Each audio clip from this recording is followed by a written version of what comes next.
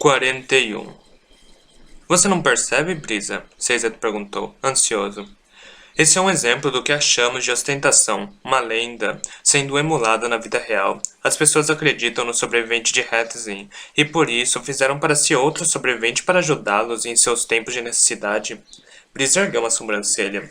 Estavam ao fundo de uma multidão reunida no distrito do mercado, esperando pela chegada do cidadão. É fascinante, Caesar disse. É uma evolução da lenda do sobrevivente que jamais imaginei.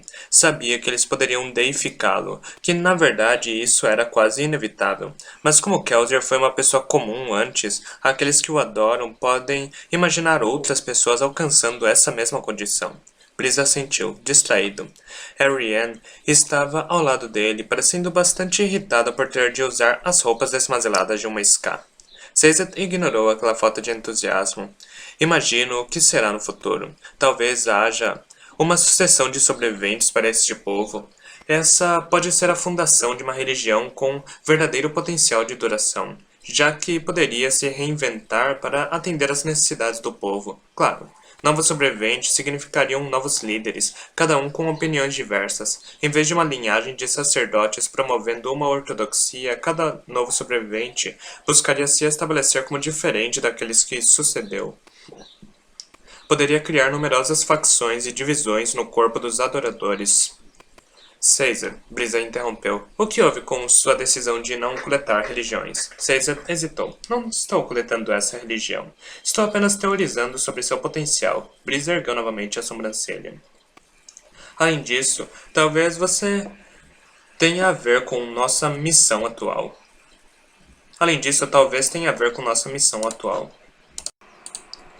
Se esse novo sobrevivente for de fato uma pessoa real, pode ser que ele nos ajude a derrubar Kellyan. Ou, Arian observou, pode ser que ele seja um empecilho para nossa liderança na cidade assim que Kellyan cair. Verdade, Caesar admitiu. De qualquer forma, não vejo o porquê da reclamação, Brisa. Você não queria que eu voltasse a me interessar por religiões? Isso foi antes de eu ter percebido que você passaria a noite e a manhã seguinte inteira falando sobre isso. Onde está Kellyan, afinal? Se eu perder o almoço por causa dessas execuções, vou ficar bem irritado. Execuções. Em meio à empolgação, Caesar quase esqueceu o que eles tinham ido ver ali. Seu entusiasmo mingou, e ele se lembrou de por que Brisa estava agindo de forma tão solene. O aprendedor falava com suavidade, mas a preocupação em seus olhos indicava que estava perturbado pela consciência de que o cidadão estava prestes a incendiar inocentes. Lá, disse Ariane, apontando para o outro lado do mercado. Algo estava causando uma agitação. O cidadão vestindo um traje azul brilhante. Era a nova cor aprovada, uma que apenas ele podia usar. Seus conselheiros ao redor vestiam vermelho. Finalmente, Brisa disse, seguindo a multidão que se apinhava ao redor do cidadão. Caesar seguiu, seus passos cada vez mais relutantes. Agora que pensava nisso, estava tentado a usar tropas para tentar impedir o que estava prestes a acontecer. Claro, sabia que seria tolice. Interferir para salvar poucos arruinaria as chances de salvar a cidade inteira. Com um suspiro, seguiu Brisa e Ariane, movendo-se com a multidão. Também suspeitava que assistir aos assassinatos o lembraria da natureza urgente de suas obrigações em Urtol. Os estudos teológicos ficariam para outro momento. Você vai ter que matá-los, Kelsier disse. Fantasma se agachou discretamente sobre um prédio na área mais abastada de Urtol. Lá embaixo, a precisão do cidadão se aproximava. Fantasma observou através da venda nos olhos. Foram necessárias muitas moedas, quase as últimas que havia trazido consigo de Luthadel, para se informar da localização das execuções com antecedência suficiente para que pudesse se pôr em posição. Ele via os tristes indivíduos que Kellyan havia decidido assassinar. Muitos deles eram como a irmã de Franson, pessoas que tiveram seu parentesco nobre descoberto. Vários outros, no entanto, eram apenas cônjuges daqueles que tinham sangue nobre. Fantasma também sabia que um dos homens do grupo havia falado alto demais contra Kellyan. A relação do homem com a nobreza era tênue. No passado, fora um artesão que servia especificamente uma clientela nobre. Sei que não quer fazer isso, Kelsier disse, mas você não pode perder a coragem agora. Fantasma se sentia poderoso. O Peltre lhe emprestava um ar de invencibilidade que ele nunca havia imaginado. Apesar de ter dormido poucas horas nos últimos 6 dias, não estava cansado. Tinha um senso de equilíbrio invejável por qualquer gato e uma força que seus músculos não deveriam conseguir produzir. E ainda assim, o poder não era tudo. As palmas de suas mãos suavam embaixo da capa, e ele sentia as gotículas de transpiração escorrerem pela testa. Não era um nascido da bruma. Não era Kelsier ou Vin.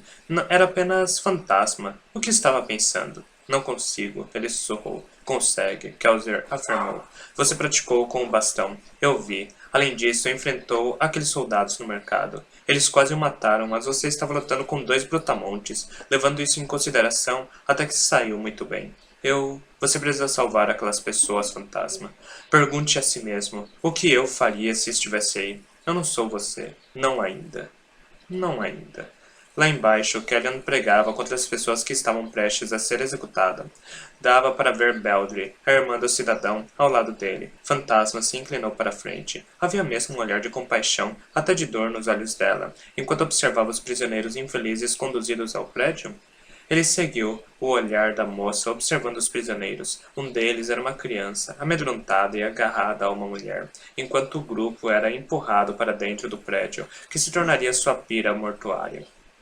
Kelsier tem razão, pensou o fantasma. Não posso deixar que isso aconteça.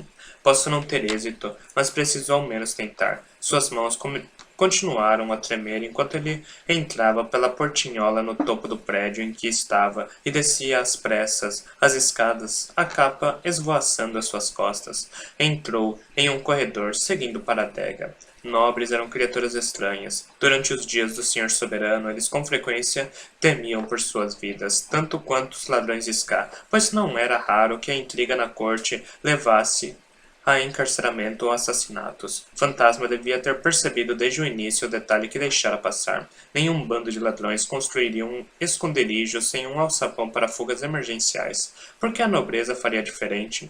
Ele saltou, a capa agitando-se conforme descia os últimos degraus. Atingiu o chão empoeirado e seus sentidos aguçados ouviram Kellyan começar seu sermão inflamado lá em cima. As multidões de Ska murmuravam. As chamas haviam sido acesas. Ali, no porão escuro do prédio, Fantasma encontrou uma parte da parede já aberta. Uma passagem secreta que levava para o prédio ao lado. Um grupo de soldados estava diante da passagem. Rápido, Fantasma ouviu um deles dizer, antes que o fogo chegue aqui. Por favor, outra voz gritou, suas palavras ecoando através da passagem. Ao menos levem a criança. Pessoas grunhiram. Os soldados se moveram para o lado oposto ao que o fantasma estava na passagem, impedindo que as pessoas no outro porão escapassem. Haviam sido enviados por Kellyan para salvar um dos prisioneiros. Para o público, o cidadão denunciava com toda a pompa qualquer um com sangue nobre, mas na verdade, alomânticos eram valiosos demais para que os matasse. Portanto, ele escolhia os prédios com cautela e queimava apenas aqueles com saídas secretas através das quais podia retirar cuidadosamente os alomânticos. Era a maneira perfeita de exibir ortodoxia e, ao mesmo tempo, manter o controle do recurso mais poderoso da cidade. Não foi essa hipocrisia que fez as mãos de Fantasma pararem de tremer ao avançar sobre os soldados. Foi o choro da criança. Mate-os! Kelsier gritou. Fantasma sacou seu bastão de duelo. Um dos soldados finalmente o percebeu, virando-se em choque. Foi o primeiro a cair. Fantasma não havia percebido como podia golpear com força. O capacete do soldado voou pela passagem secreta, apenas metal esmagado. Os outros soldados gritaram quando o fantasma saltou sobre o companheiro caído naquele espaço exíguo. Eles carregavam espadas, mas estavam tendo problemas para desembainhá-las. Fantasma, por sua vez, havia trazido adagas. Ele puxou uma, empurrando-a com um giro impulsionado pelo peltre e pela fúria, sentidos aguçados guiando seus passos. Ele passou, cortando 2 soldados, acotovelando os moribundos para o lado, aproveitando a vantagem. No fim da passagem, 4 soldados estavam com um Ska baixinho. O medo brilhou nos olhos deles. Fantasma se lançou para a frente e os soldados assustados, por fim, superaram a surpresa. Eles recuaram, abrindo a porta secreta com tudo e tropeçando uns nos outros ao entrarem no portão do prédio vizinho. A estrutura já estava a ponto de desmoronar sob as chamas. Fantasma sentiu o cheiro de fumaça. O restante dos condenados estava no recinto, provavelmente tentando chegar à passagem para seguir o amigo que havia escapado. Foram forçados a se afastar quando os soldados os empurraram para dentro do porão. Por fim, sacando as espadas. Fantasma estripou o mais lento dos quatro, deixou a adaga no cadáver e puxou um segundo bastão de duelo. A extensão firme de madeira se encaixou bem em sua mão conforme girava entre civis apavorados, atacando os soldados. Os soldados não podem escapar, Kelsier sussurrou. Do contrário, Kellyan saberá que as pessoas foram resgatadas. Você precisa deixá-lo confuso. A luz tremeluziu no corredor atrás do porão bem mobiliado. Luzes de chamas. Fantasma já conseguia sentir o calor. Enfurecidos, os três soldados iluminados pelo fogo ergueram as espadas. A fumaça começou a se esgueirar pelo teto, espalhando-se como uma bruma preta e espessa. Os prisioneiros se encolheram, confusos. Fantasma avançou, girando conforme golpeava um dos soldados com os dois bastões. O homem caiu na isca, esquivando-se de lado do ataque, em seguida avançando. Em uma luta comum, o fantasma teria sido empalado. O Peltre e o estanho o salvaram, porém. Moveu-se com pés leves, sentindo o vento da espada se aproximando e sabendo onde ele passaria. O coração palpitou no momento em que a espada cortou ao meio o tecido em seu flanco, mas não atingiu a carne. Ele abaixou o bastão, quebrando o braço do homem, e em seguida atingiu o crânio de outro. O soldado caiu, a surpresa visível nos olhos moribundos enquanto o fantasma passava por ele. O próximo já estava atacando. O fantasma levantou os dois bastões, cruzando-os para bloquear o golpe. A espada cortou um, mandando metade do bastão pelos ares, mas ficou presa no segundo. O fantasma puxou a arma para o lado, afastando a lâmina, e girou próximo ao homem, derrubando-o com uma cotovelada na barriga. Fantasma socou a cabeça do homem enquanto ele caía. O som de osso com osso estalou na sala em chamas. O soldado caiu aos pés de Fantasma. Eu posso mesmo fazer isso, Fantasma pensou. Sou como eles, Vin e Kelsier. Não vou mais me esconder em porões ou fugir do perigo. Posso lutar, ele gritou, sorrindo. Ele girou, sorrindo, e encontrou o último soldado em pé com a adaga de fantasma junto ao pescoço de uma garota. O soldado estava de costas para o corredor em chamas, de olho na possibilidade de fuga através da passagem oculta. Atrás dele, as chamas rodopiavam no batente de madeira, tomando cômodo. O restante de vocês, saia! Fantasma disse, sem tirar os olhos do soldado. Saiam pela porta traseira do prédio no fim do túnel. Vocês vão encontrar uns homens lá. Eles vão escondê-los e depois tirá-los da cidade. Vão! Alguns já haviam fugido e aqueles que permaneceram partiram ao comando do rapaz. O soldado estava parado, observando, obviamente tentando decidir o que fazer. Devia saber que estava enfrentando um alomântico. Nenhum homem comum poderia ter derrubado tantos soldados com tamanha rapidez. Felizmente, parecia que Kellyan não havia enviado seus próprios alomânticos para dentro do prédio. Provavelmente os havia mantido lá em cima para protegê-lo. O fantasma parou. Ele soltou o bastão de duelo quebrado, mas segurou o outro com força para impedir que a mão tremesse. A garota choramingava baixinho. O que Kelsier teria feito? Atrás dele, o último dos prisioneiros estava fugindo pela passagem. Você, Fantasma falou sem se virar. Barre a porta por fora, rápido! Mas, vai! Fantasma gritou. Não, o soldado disse, apertando a faca no pescoço da menina. Eu mato ela, mate-a, e você também morrerá, Fantasma retrucou. Sabe disso. Olhe para mim. Você não vai passar por mim. Você... A porta se fechou com um baque. O soldado berrou, soltando a garota e correndo na direção da porta. Obviamente, tentando sair antes de que a tábua fosse encaixada do outro lado. É a única saída! Você vai nos... O fantasma quebrou os joelhos do homem com um único golpe do bastão de duelo. O soldado gritou e foi ao chão. As chamas queimavam 3 das paredes agora. O calor já era intenso. A tábua se encaixou do outro lado da porta. O fantasma olhou para o soldado ainda vivo. Deixe-o, Kelsier disse. Deixe-o queimar no prédio. O fantasma hesitou. Ele teria deixado todos morrerem, Kelsier disse. Deixe-o sentir o que teria feito com eles, o que já fez várias vezes por ordem de Kellyan. O fantasma deixou o homem gemendo no chão, avançando para a porta secreta. Jogou seu peso contra ela, e parou. O fantasma xingou baixinho, erguendo a bota e chutando a porta. No entanto, ela permanecia imóvel. Essa porta foi construída por nobres que temiam ser perseguidos por assassinos, Kelsier falou. Sabiam da alomancia e fizeram a porta forte o bastante para resistir a um chute de um brutamontes. O fogo estava cada vez mais quente. A garota se agachou no chão, chorando. O fantasma rodopiou, encarando as chamas, sentindo seu calor. Ele avançou, mas seus sentidos aguçados eram tão fortes que o calor parecia incrivelmente poderoso para ele. Ele cerrou os dentes, pegando a garota nos braços. Tenho Peltre agora, ele pensou. Ele pode equilibrar a força dos meus sentidos. Vai ter que bastar. Fumaça subia pelas janelas do prédio condenado. Caesar esperava com Brisa e Ariane atrás de da multidão solene. As pessoas se mantinham estranhamente silenciosas enquanto observavam as chamas consumirem tudo. Talvez sentissem a verdade, que poderiam ser levados e assassinados com a mesma facilidade que os pobres diabos que morriam ali dentro. Como mudamos rápido de lado, Caesar sussurrou. Não faz muito tempo que homens eram forçados a assistir ao Senhor Soberano cortando a cabeça de inocentes. Agora fazemos isso nós mesmos. Silêncio. E então, um som parecido com um grito surgiu de dentro do prédio. Gritos de homens morrendo. Kelsier estava errado, Brisa comentou. Caesar franziu o senho, virando-se para ele. Ele culpava os nobres, Brisa disse. Pensava que se nos livrássemos deles, esse tipo de coisa não aconteceria mais. Caesar assentiu. Então, estranhamente, a multidão começou a ficar inquieta, a se agitar e remexer, murmurando. E Caesar sentiu que concordava com eles. Algo precisava ser feito sobre essa atrocidade. Por que ninguém lutava? Kellyan estava lá, cercado por seus homens orgulhosos vestidos de vermelho. Caesar cerrou os dentes, ficando cada vez mais furioso. Ariane, querida, não é hora para isso, disse Brisa. Caesar ficou perplexo. Virou-se, olhando para a jovem. Ela estava chorando. Pelos deuses esquecidos, pensou Caesar, finalmente reconhecendo o toque dela nas próprias emoções, tumultuando-as para deixá-lo furioso com Kellyan. Ela é tão boa nisso quanto Brisa. Por que não? Ela perguntou. Ele merece. Eu poderia fazer essa multidão parti-la em pedaços.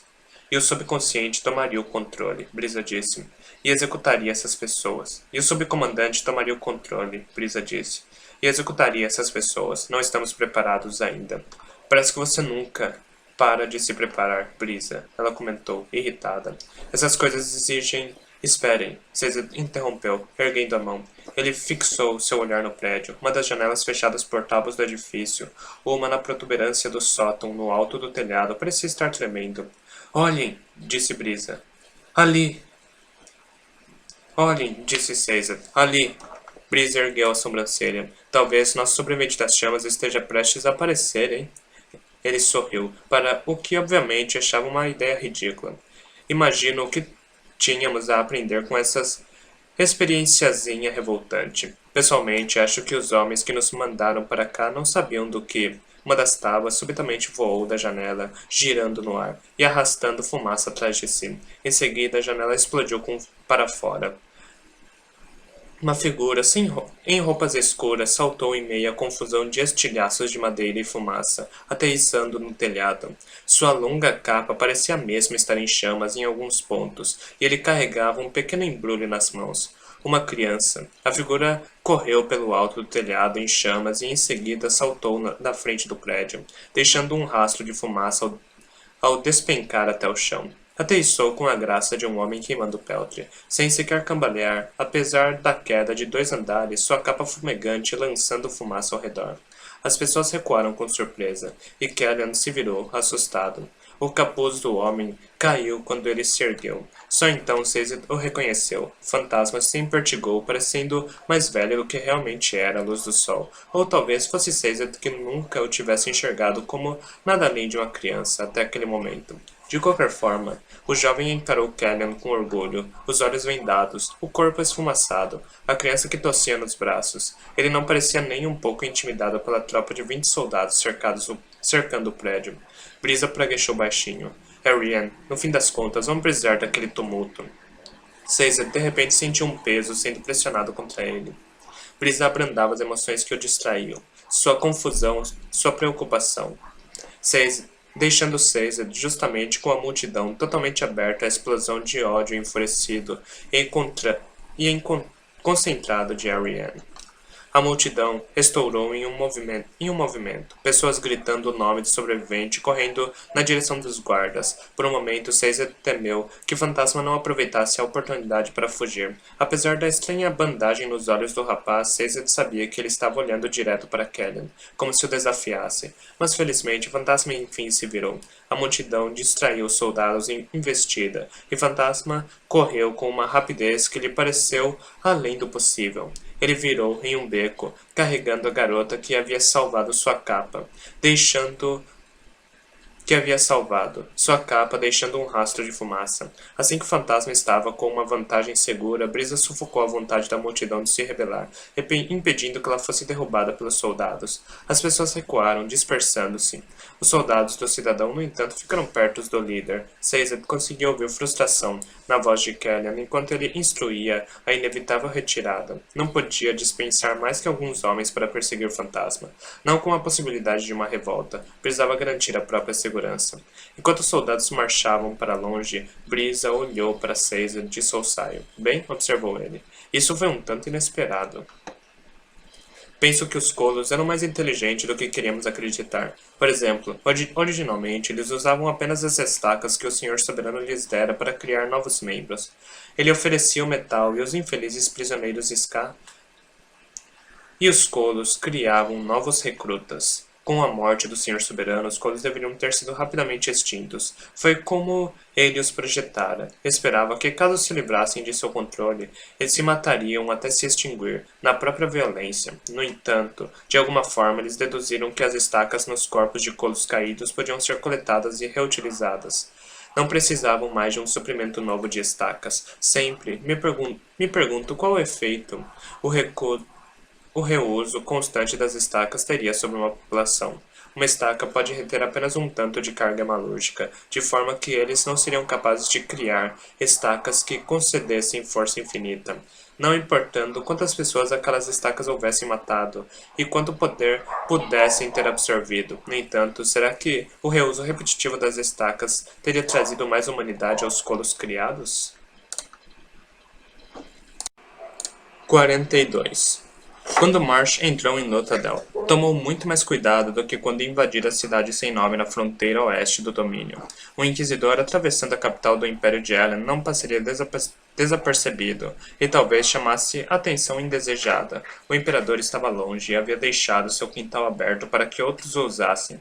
Não havia necessidade de estragar a chance. Assim sendo, Marsh movia-se à noite, encapuzado, queimando aço e saltando com moedas. Mesmo assim, a visão da cidade magnífica, expansiva, suja e, ainda assim, seu lar, era difícil para a parte espectadora dele que continuava à espera. No passado, ele mesmo fora uma figura central na rebelião Ska daquela cidade. Sentia-se responsável por seus habitantes e o pensamento de ruína fazendo com eles o que ele fizera às pessoas da outra cidade, aquela onde a montanha de cinzas havia estourado.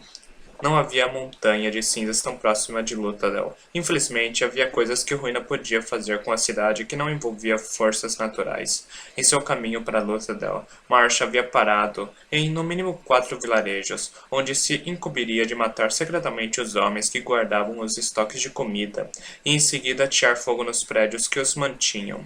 Sabia que os outros inquisidores rodavam o mundo cometendo atrocidades semelhantes, enquanto buscavam aquilo que Ruína desejava mais que tudo, aquilo que preservação havia tirado dele.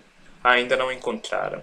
Marsh saltou sobre uma rua e aterrissou em um telhado pontudo. Em seguida, correu pela beirada da construção em direção ao nordeste da cidade. Luthadel havia mudado durante o ano que passara longe. Os projetos de trabalhos forçados do Senhor Soberano haviam brutalizado os Ska, mas, por outro lado, tinham mantido o local limpo das cinzas, dando até mesmo à grande cidade uma sensação de ordem. Não havia mais nada daquilo. Cultivar alimentos era a prioridade óbvia. A limpeza da cidade poderia ficar para mais tarde, se é que houvesse um mais tarde.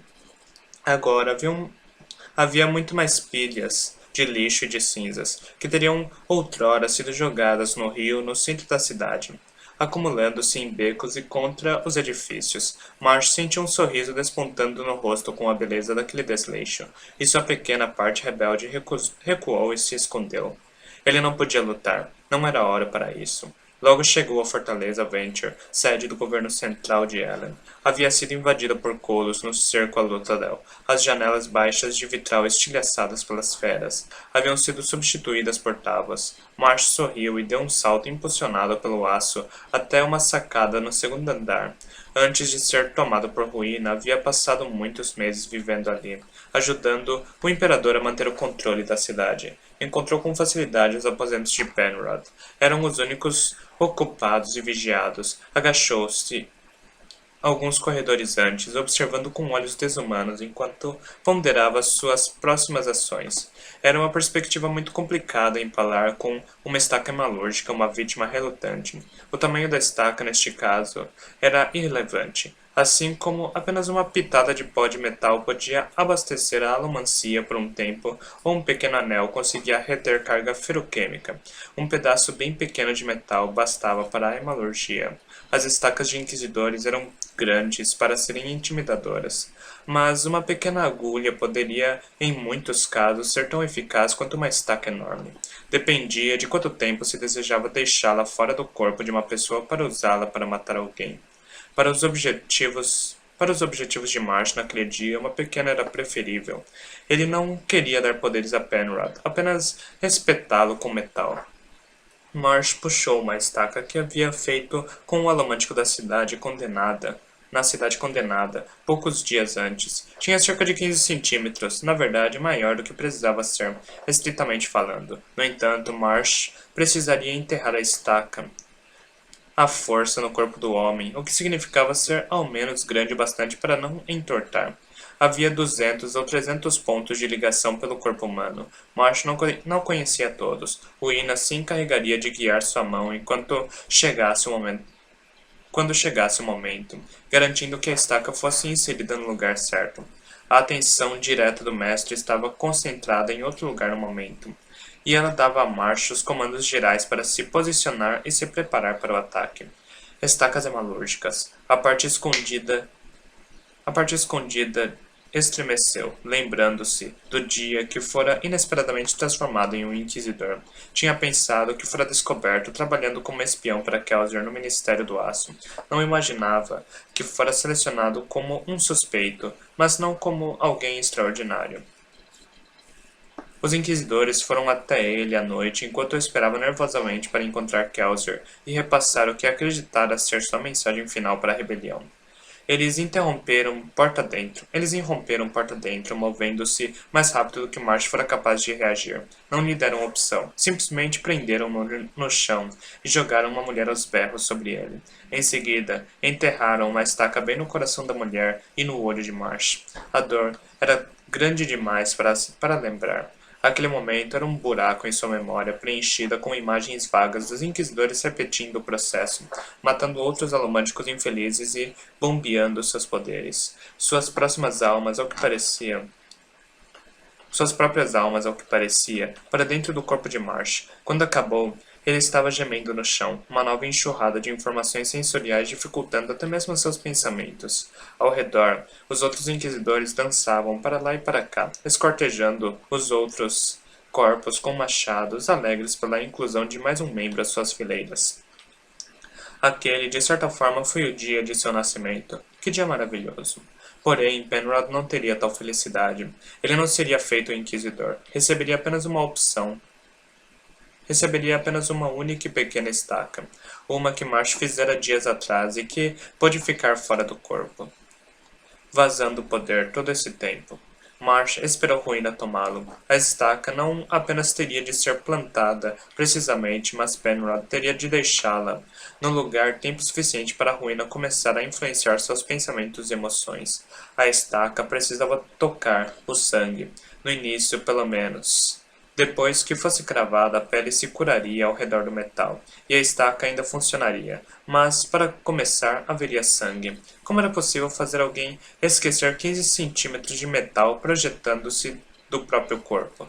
Como fazer os outros a ignorarem? Uina tentara cravar uma estaca em Ellen Venture em várias ocasiões e sempre falhara. De fato, a maioria das tentativas no geral fracassaram. As poucas pessoas adquiridas pelo processo, contudo, valiam um esforço. Ruína veio, e ele perdeu o processo do corpo. moveu-se, sem saber o que estava fazendo, seguindo ordens diretas. Atravesse o corredor. Não ataque os guardas. Atravesse a porta. Marsh empurrou para o lado dois vigias, derrubando a porta com um chute e irrompendo na antecâmara. Certo, vá até o dormitório. Marsh entrou na sala em um piscar de olhos, os dois soldados atrasados, gritando por ajuda do lado de fora. Penrod era um homem de meia-idade com um ar altivo. Teve a presença de espírito de saltar da cama um agarrando um bastão de duelo de madeira maciça sobre o criado mudo. Marsh sorriu. Um bastão de duelo? Contra um inquisidor? Ele puxou o machado de obsidiana da bainha no quadril. Lute com ele, Ruina disse, mas não o mate. Faça com que seja uma batalha difícil, mas deixe-o sentir que está conseguindo segurá-lo. Era um pedido estranho, mas a mente de Marsh estava tão diretamente controlada que não conseguia nem parar para pensar. Simplesmente avançou em ataque. Era mais difícil do que parecia.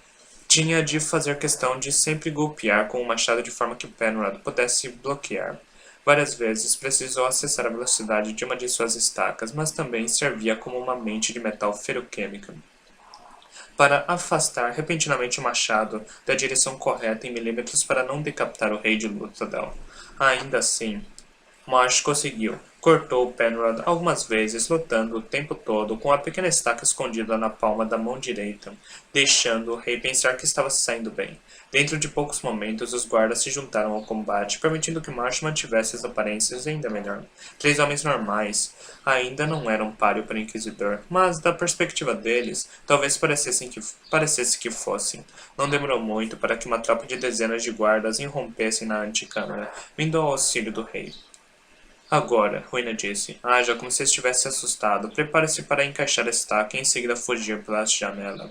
Marsh acessou a velocidade e se moveu. Ruina o guiou precisamente, enquanto golpeava no o peito de Penrod com a mão esquerda, enterrando a estaca diretamente no coração do homem. Marsh ouviu Penrod gritar, sorriu com o som e saltou pela janela. Pouco tempo depois, Marsh estava pendurado do lado de fora da mesma janela, invisível e despercebido, mesmo pelas numerosas patrulhas. Era habilidoso demais, cuidadoso demais para ser identificado quando escutava, com ouvidos aguçados pelo estranho, pendurado sob uma saliência de pedra próxima à janela. Lá dentro, os cirurgiões confabulavam. Quando tentamos puxar a estaca, o sangramento aumenta drasticamente, milord, uma voz explicou. A lasca de metal chegou perigosamente perto do seu coração. Outro disse. Perigosamente perto, pensou Marsh, com um sorriso de sua posição de cabeça para baixo. A estaca perfurou o coração. Mas, claro, os cirurgiões não tinham como saber. Como Penrod estava consciente, eles presumiam que a estaca havia chegado perto, mas, de alguma forma, errado o alvo por pouco. Estamos com medo de retirá-la, o primeiro cirurgião disse. Como o senhor se sente? Notavelmente bem, na verdade, respondeu Penrod. Sinto dor e um pouco de desconforto, mas eu me sinto forte. Então, vamos deixar a lasca por hora, o primeiro cirurgião sugeriu, parecendo preocupado. Mas o que mais poderia fazer? Se ele chegasse a puxar a estaca, de fato mataria Penrod, um movimento inteligente de ruína. Eles esperariam até Penrod retomar suas forças e tentariam remover novamente a estaca. De novo, aquilo ameaçaria a vida do rei. Assim, teriam que deixá-la. E com ruína, agora capaz de tocar a mente do monarca, não controlá-la, apenas proporcionar pequenos empurrõezinhos nas direções certas, Penrod logo esqueceria a estaca. O desconforto cessaria, e com a estaca sob a roupa ninguém estranharia. E então, ele seria tão vassalo de ruína quanto qualquer inquisidor. Marsh sorriu, soltou a saliência de pedra e caiu nas ruas escuras da cidade. Por mais que tudo isso me enoje, não posso deixar de ficar impressionado pela imanologia como uma arte. Na alomancia e na feroquemia, habilidade e sutileza vêm através da aplicação dos poderes de alguém. O melhor pode não ser o mais poderoso, mas, em vez disso, o que manipula com maior maestria os empurrões e puxões dos metais. O melhor feroquimista é aquele mais capaz de separar informações em suas mentes de metal ou de manipular seu peso com o ferro. A arte que é única para a hemalurgia, porém, é o conhecimento de onde enterrar as estacas.